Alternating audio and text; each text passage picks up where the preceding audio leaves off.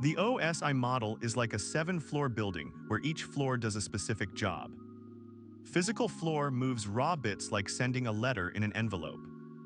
Data link floor makes sure the envelope is sealed correctly and has the right address on it. Network floor decides which road the letter should travel on. Transport floor cuts a big book into pages, numbers them, and asks the receiver to tell the sender if any page is missing.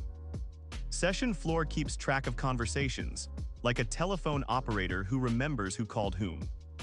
Presentation floor translates the language, for example JPEG to RGB, and adds security wrappers, like a translator and a safe box. Application floor is the user-level service web browser and email that asks for data. Each floor talks only with the floor directly above or below, making the whole system easier to design and troubleshoot. The physical layer is the bottom floor that deals with real wires, light, or radio waves. Signal encoding is turning a 0 or 1 into something you can send. Think of Morse code .dash, or turning a 0 into a short flash and a 1 into a long flash. Common encodings are NRZ, voltage high equals 1, low equals 0, and Manchester. Each bit contains a transition, making timing easier. Transmission media are the highways. Copper cable like a road made of metal, fiber optic cable a glass tunnel that carries light, and wireless air the sky. Bitrate calculation. If a channel can change its signal m times per second, called the symbol rate or baud, and each symbol carries log base 2 of L bits, where L is the number of distinct signal levels, the maximum bit rate R is. R equals baud times log base 2 of L bits per second. Example, a 100 MHz Ethernet cable that uses 4-level PAM, pulse amplitude modulation, can send 2 bits per symbol. So R equals 100 times 10 to the 6th power times 2 equals 200 megabits per second. The physical layer does not care what the bits mean. It only makes sure they travel from point A to point B as fast and clean as possible. Explanation: the data link layer is the second floor. It's like the post office that puts letters into envelopes, writes the destination MAC address, and checks if the envelope got torn during delivery. Framing: the data link groups bits into frames, adding a start of frame flag and an end of frame flag, similar to writing dear ... and sincerely. MAC addressing: every network card has a unique 48-bit house number called a MAC address, written as 00:1, A:2, B:3, C:4, D:5. Switches use this to forward frames to the right port, just like a mail sorter uses zip codes. Error detection: the most common method is the CRC, cyclic redundancy check.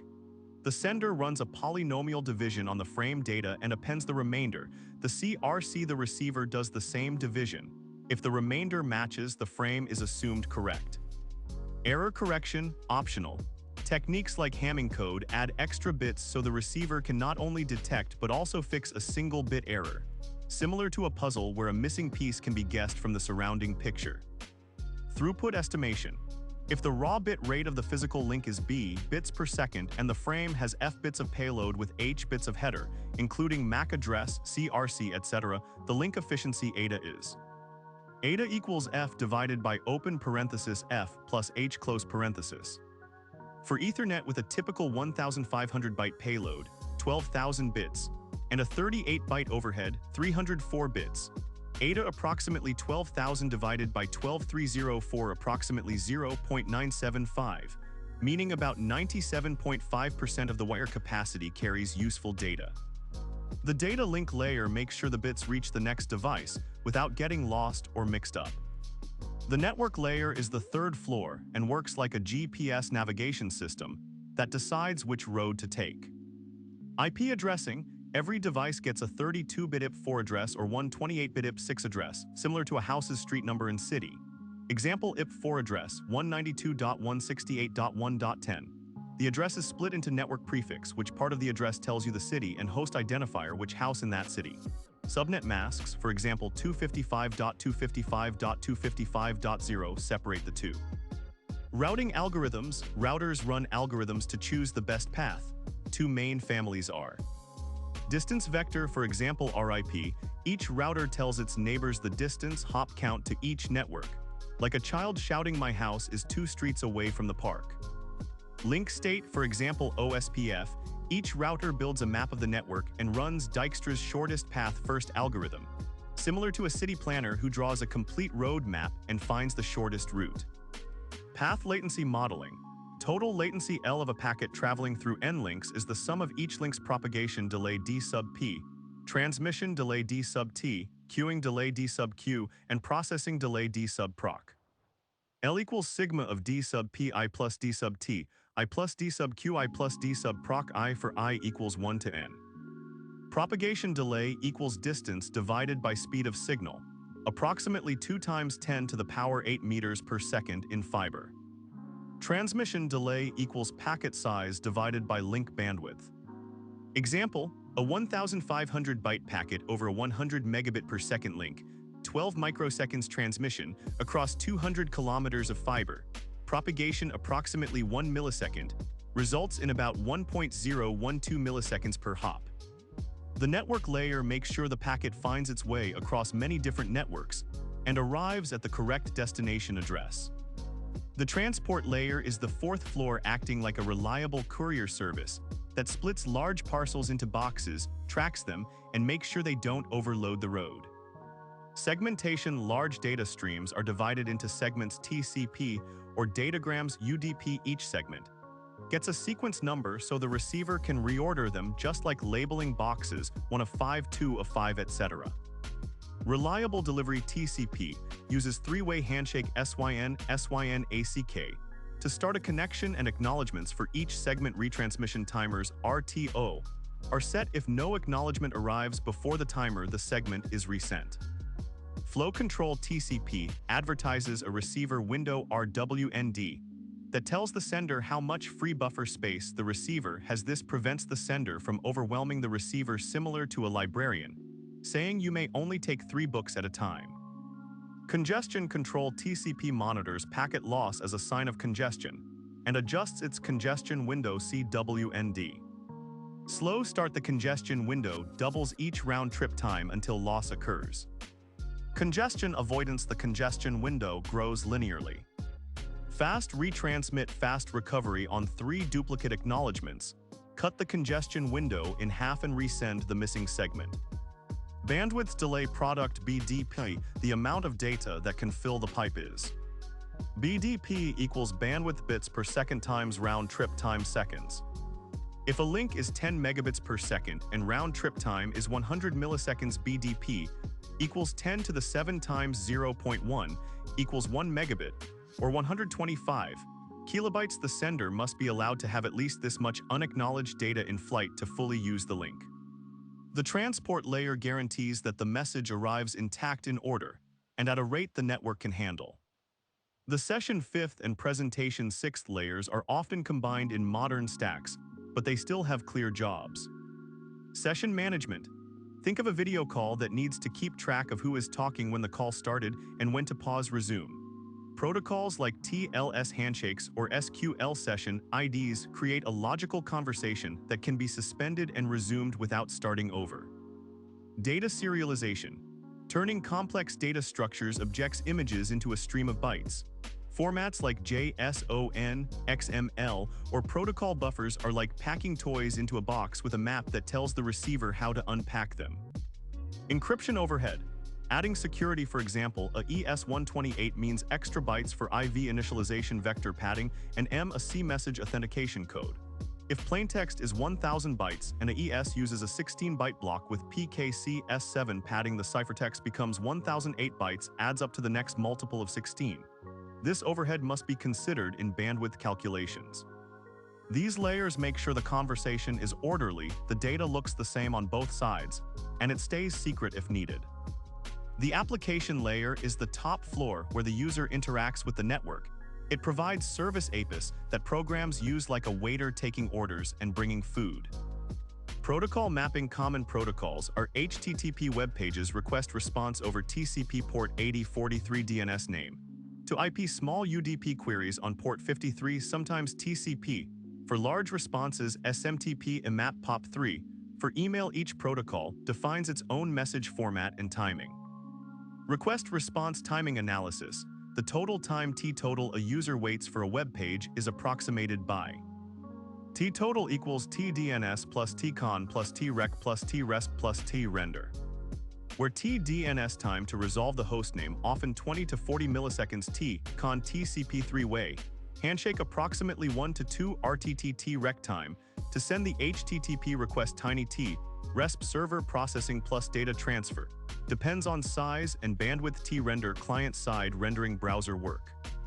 Example with RTT 50 milliseconds, DNS 30 milliseconds, and a 100 kilobyte page over a 10 megabits per second link 80 milliseconds, transfer T total approximately 30 plus 2 times 50 plus 80 plus, rendering approximately 210 milliseconds plus rendering. The application layer translates user actions into network messages and interprets the replies. Cross-layer interaction is the flow of data as it moves up and down the OSI model. Encapsulation. When an application sends data, the application layer adds its header, then passes it to the presentation layer, which adds formatting, the session layer, which adds a session ID, the transport layer, which adds a segment number and ports, the network layer, which adds an IP header, the data link layer, which adds MAC addresses and CRC, and finally the physical layer, which converts to voltages or light. The resulting packet looks like a set of nested Russian dolls, with each layer wrapping the inner one. The application layer adds its header. The presentation layer adds formatting. The session layer adds a session ID. The transport layer adds a segment number and ports. The network layer adds an IP header. The data link layer adds MAC addresses and CRC. The physical layer converts to voltages or light. Decapsulation. The receiver's physical layer turns signals back into bits. The data link layer checks the CRC and strips the MAC header. The network layer removes the IP header and checks the destination address. The transport layer reads the port numbers and reorders segments, and so on until the application sees the original message. The physical layer turns signals back into bits. The data link layer checks the CRC and strips the MAC header. The network layer removes the IP header and checks the destination address. The transport layer reads the port numbers and reorders segments. The application sees the original message. Real-world stack mapping. In a typical TCP/IP implementation, the layers collapse as follows. Application maps to HTTP, DNS, and other application protocols. Transport maps to TCP or UDP. Internet maps to IP, which corresponds to the network layer. Link maps to Ethernet, covering both the data link and physical layers. This is why we often talk about the 4-layer TCP/IP model. Yet the OSI description still helps to understand each responsibility. Cross-layer design ensures that changes in one layer, for example using a faster physical link, automatically benefit the upper layers without rewriting their code. Security across OSI layers looks at where attacks can happen and where defenses work best. Threat vectors. Physical layer tapping cables, electromagnetic eavesdropping. Data link layer MAC spoofing, RP poisoning. Network layer IP spoofing, routing attacks, BGP hijack. Transport layer SYN flood, DDoS, TCP reset attacks. Session/presentation session hijacking, man in the middle during TLS handshake. Application layer SQL injection, cross-site scripting. Countermeasure placement. Physical lock rooms use fiber harder to tap. Data link enable port security, use 802.1x authentication. Network firewalls, ingress/egress filtering, IPsec. Transport SYN cookies, rate limiting, TLS.